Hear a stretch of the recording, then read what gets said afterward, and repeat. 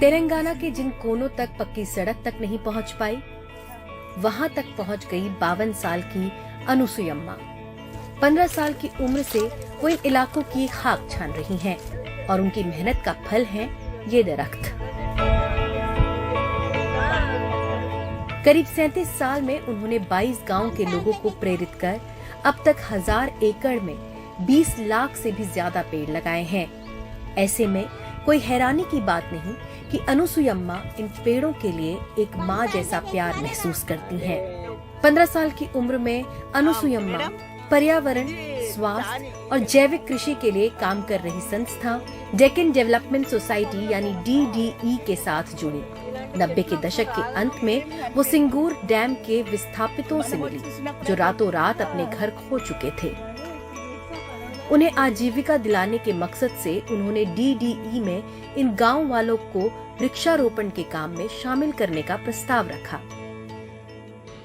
मैंने अपनी गृहस्थी पर ध्यान न देकर इन पेड़ पौधों को ही अपने बच्चों की तरह पाला और ध्यान रखा। इन सब का ख्याल रखते रखते मैंने अपना घर बार भुला दिया। मेरा अपना कोई नहीं बचा। मैंने अपने भाई की बेटे को पाला। मैंने अपना पूरा समय इन पेड़ों को दिया है। ये जो आप पीछे पेड़ देख रहे हैं, ये सब मैंने एक गांव में नहीं बल्कि 20 गांव में करके दिखाए हैं। मैंने 15 साल की उम्र से पेड़ लगाने और वन संरक्षण का काम किया है। मैं ज्यादा पढ़ी लिखी भी नहीं, अपना पूरा जीवन मैंने पेड़ों को अर्पित कर दिया।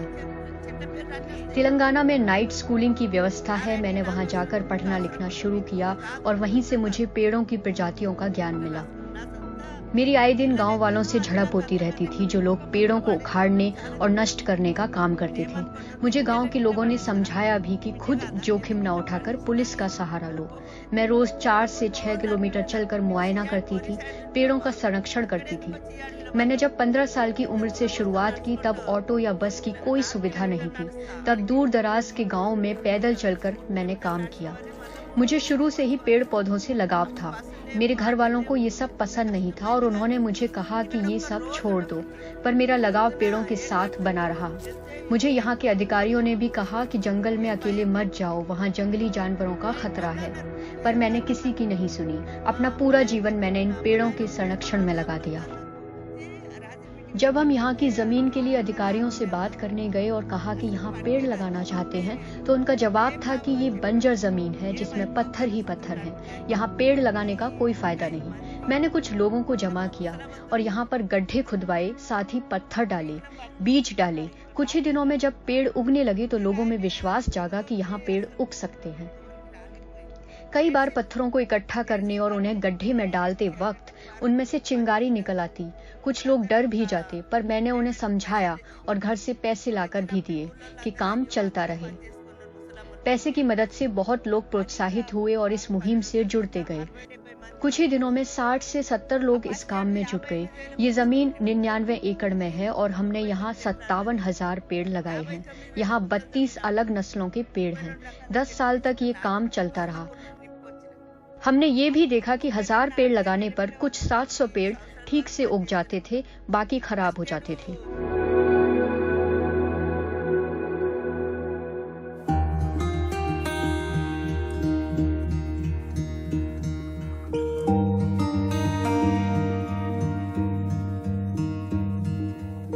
देश भर में जैविक खान पान के सबसे बड़े ब्रांड में से एक है 24 मंत्रा, जिसने देश भर के हजारों किसानों और 2 लाख एकड़ से भी ज्यादा जमीन को जैविक खेती से जोड़ा है। और इसकी नींव रखने वाले राजा शेखर रेड्डी सीलम अब एक नया सपना देख रहे हैं, लोगों को शुद्ध और केमिकल मुक्त दूध मुहैया कराना। दरअसल इस सपने की शुरुआत हुई एक निजी त्रासदी से। मैं पहले स्टडीड एग्रीकल्चर, ये हमारा एंसेस्ट्रल खेत है, so we have born brought up here for generations together. मेरा जब काम करते जब मैं देखा the early 90s a farmer suicides एक ज़्यादा होने लगे, so I was little bit disturbed because coming from a farming family. Then second is I think I started ये pesticide usage बढ़ते जा रहा था, so 92 is when I decided that what I am eating is pesticide laden food, ये poison है। so मैं 92 से काफ़ी चीज़ खाना बंद कर दिया। तो उतना पेस्टिसाइड देने के बाद मन नहीं लगता था कि खाना चाहिए. Cauliflower, cabbage, even potatoes and lot of other stuff. So these were the two triggers. So मन में ऐसे ही रहेगा था. Then my father got diagnosed with cancer in 99. And then of course I was working on his treatment options and all. जब मेरे को पता चला कि कैंसर का इंसिडेंस बहुत ज़्यादा हो गया बीच में. एक तो डिटेक्शन के वजह से, second is because of the food we eat, third environment has got spoiled, etc., water contaminated, food contaminated. Then जब मेरे को लगा कि मैं अब कुछ करना चाहिए, then I said let me live my dream. So I took out my notes from 92 and then started doing this. Then I realized that perhaps organic farming is a good way. एक तो farms and farmers can become sustainable.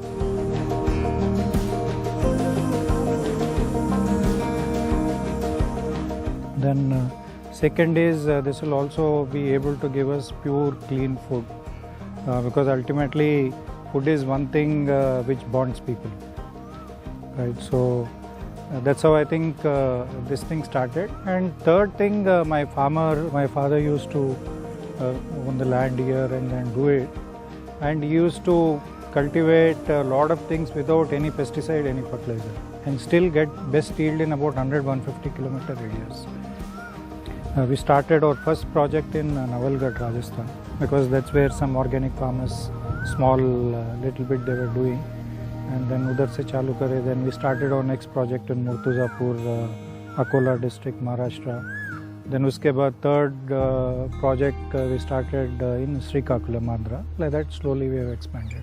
हम अभी I think almost 35,000 किसान से काम करते हैं. Mostly ये छोटे किसान हैं, इनका normal average acreage 5 to 10 acres होता है. And most of the areas where we work they are little bit rain fed. About 85% area is rain fed. Like we work in Vidarbha and Marathwada in Maharashtra, northern Karnataka, and southern Tamil Nadu, which is again a drought prone area. Then we work in Madhya Pradesh, in Mandsaur area, then also in Segor area. Then Rajasthan mein we work in different places, Sikar, Junjunu, Pali, Jodhpur and those kind of places, Bikaner, all these places. Then Jammu we do our Basmati project there, because of the traditional Basmati hoti hai. One thing I want to tell is organic mein most important kya hota hai, kisan agar organic nahi produce karta then there is nothing. So that is very important. So that's why I think almost 90-80% of our produce we procure from our only farmers. इसीलिए traceability becomes very important, because अगर कोई कैसा कर रहा है फिर पता नहीं चलेगा organic कर रहा है नहीं कर रहा है. So that traceability we have 100%. So today I think we have developed about more than 130-140 products. जैसा basic दाल, आटा, चावल, and afterwards spices, masale.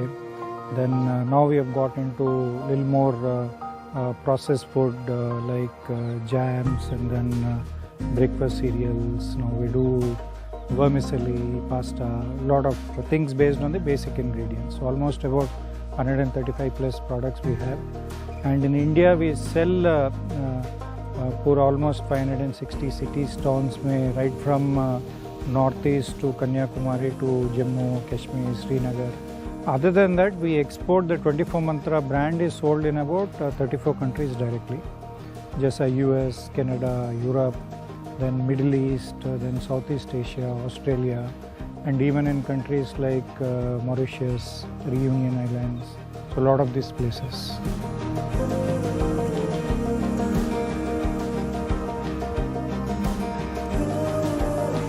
Being a smaller state, I think responsiveness is better.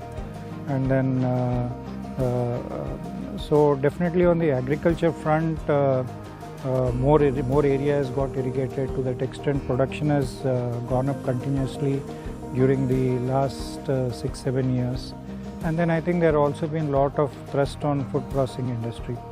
So there are a lot of units coming up, and then for processing of basic agriculture raw materials.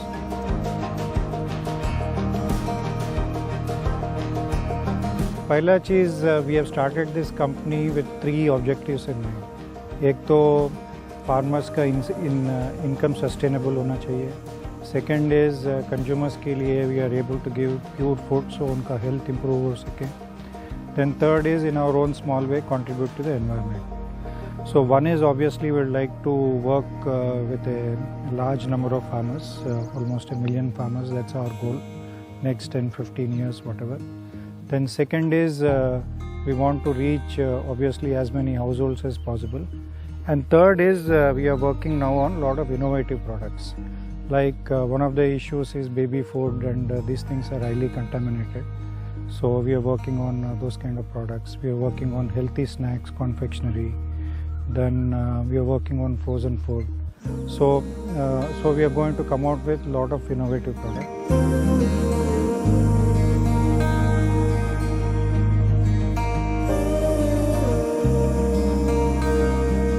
I think a friend of mine suggested a person called Raj Supe. So when I asked him, why don't you suggest a brand name, he said 24-letter mantra. Then I said, are you mad or pagal hai kya, tu itna bada naam kon, who will remember? But he only said one thing. One is it is some philosophy behind it, because when you write the Panchabhutas, so the Sanskrit words read as Bhumi, Rapo, Analo, Anilo, Nava. When you, that is earth, water, fire, air and ether. When you add the English letters, it comes to 24 letters. So because we say in Indian culture that everything is made out of 5 elements, all matter. So that is how we started with the name.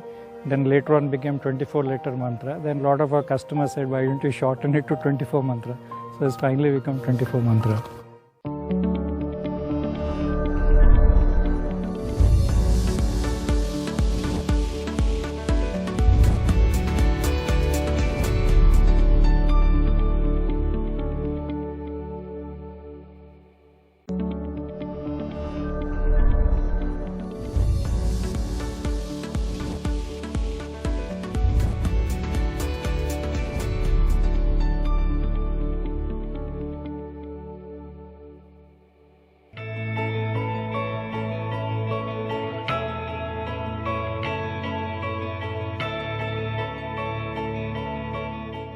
अपने बच्चों को शुद्ध और देसी गाय का दूध पिलाने की एक माँ की कोशिश आज एक आंदोलन में बदलती जा रही है।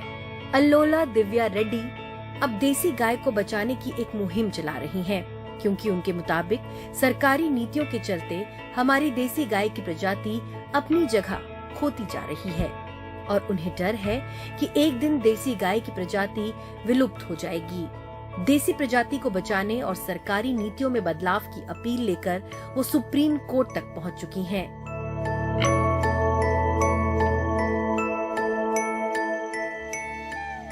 कृष्ण की सखी है वो, कृष्ण की सखी है वो, महादेव का वाहन है उसका साथी।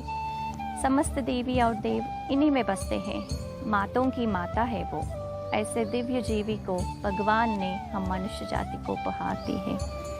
वो कहलाती है गाय, गौ माता, कामधेनु। कितने मूर्ख होंगे हम मनुष्य जो ऐसे गाय को खो रहे हैं। गाय तो हमेशा हमारे आंगन में रह के हमारा सुख दुख बांटती थी। थोड़ा सा घास क्या देते थे हम उसको, वो तो पूरा जीवन हम पे अर्पण करती है। जन्म से लेके मरण तक हमारी सेवा करती है वो। उसका दूध तो अमृत है ही है, व्यर्थ भी ऐसी देती है जो हम मनुष्य को अमृत के समान है। उसका व्यर्थ से ही तो हमारा मिट्टी उपजाऊ बनती है, जिसमें हमारा रोजी रोटी उगता है। खेती में तो हमसे ज़्यादा श्रम वो करती थी। कितने मूर्ख होंगे हम मनुष्य जो ऐसे गाय को खेती से निकाल के विषपूर्वक कीटनाशक से खेती कर रहे, जिसका फल आज इतने सारे बीमारी के रूप में हमारे सामने है। बहुत खो चुके हम भारतीय, अपनी गाय को नहीं खोएंगे। Let's get back India to our sacred Indian cows. हम क्यों जो अपने गाय को घुमाता बोलते हैं उसे खो रहे हैं।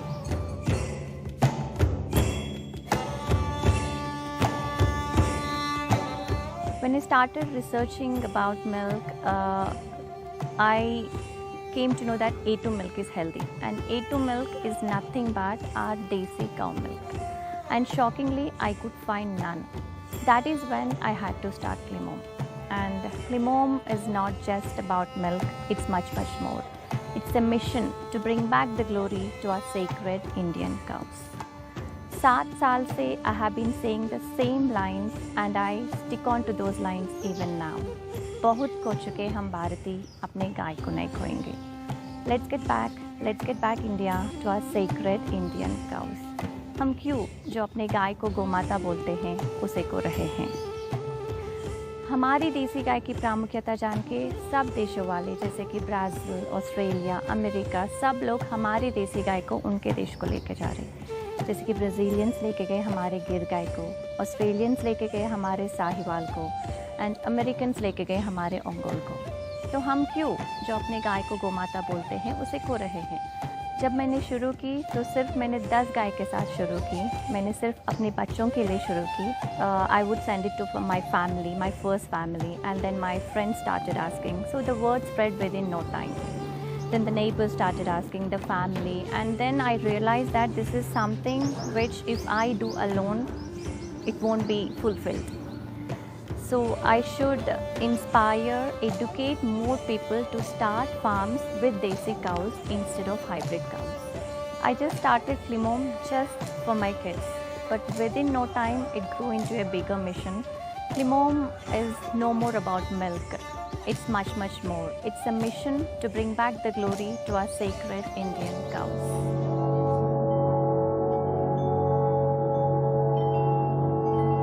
आज हमें हमारा पोड़तुर्पु ब्रीड मिला है. वो हमारा यहाँ का लोकल ब्रीड है. This is saying you don't choose a cow, cow chooses you.